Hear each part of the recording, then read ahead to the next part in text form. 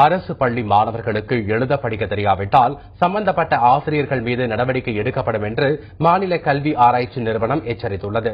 சேலம் மாவட்டத்தில் தேர்ச்சி வீதம் குறைந்த பள்ளிகளின் தலைமை ஆசிரியர்கள் கூட்டம் நடைபெற்றது. இதில் மாநில கல்வி ஆராய்ச்சி நிறுவன இணை இயக்குநர் பாலமுருகன் கலந்து கொண்டார். பின்னர் பேசிய அவர், ஏழை எளியவர்களின் பிள்ளைகளுக்கு 25% இலவச கல்வி வழங்காத பள்ளிகள் மீது நடவடிக்கை எடுக்கப்படும் என்றார். மாணவர்களுக்கு எழுத படிக்க தெரியாவிட்டால் காரணம் ஆராய்ந்து ஆசிரியர்கள் மீது தவறு இருந்தால் நடவடிக்கை எடுக்கப்படும் என்றும் பாலமுருகன் தெரிவித்தார். மாணவன் படிக்க எழுதலன்னா ஆசிரியர் நடவடிக்கைன்னு சொல்லியிருக்கீங்க. அதான் இப்ப எதனாலன்னு கண்டுபிடிக்கணும். கண்டுபிடிச்சதுக்கு அப்புறம் சரியான காரணங்களை கண்டுபிடிச்சிட்டு இப்ப மாணவன் மீது இருக்கா அல்லது ஆசிரியர் மீது இருக்கா அல்லது அந்த குறிப்பிட்ட ஆசிரியர் மீது குறைபாடு இருக்கான்னு பார்த்து அதுக்கு தகுந்த நடவடிக்கைகளை எடுக்கும். யாரெல்லாம் பின்தங்கி இருக்காங்களோ அல்லது ஸ்கேவெஞ்சர்ஸோ அல்லது HIV பாதிக்கப்பட்ட மாணவர்களோ மாணவிகளோ இருந்தா அவங்களுடைய பெற்றோர்களுக்கு அந்த சலுகையை பெற்றோர் மூலமாக அந்த குழந்தைகளை சேர்க்கறது கொடுக்குறோம்.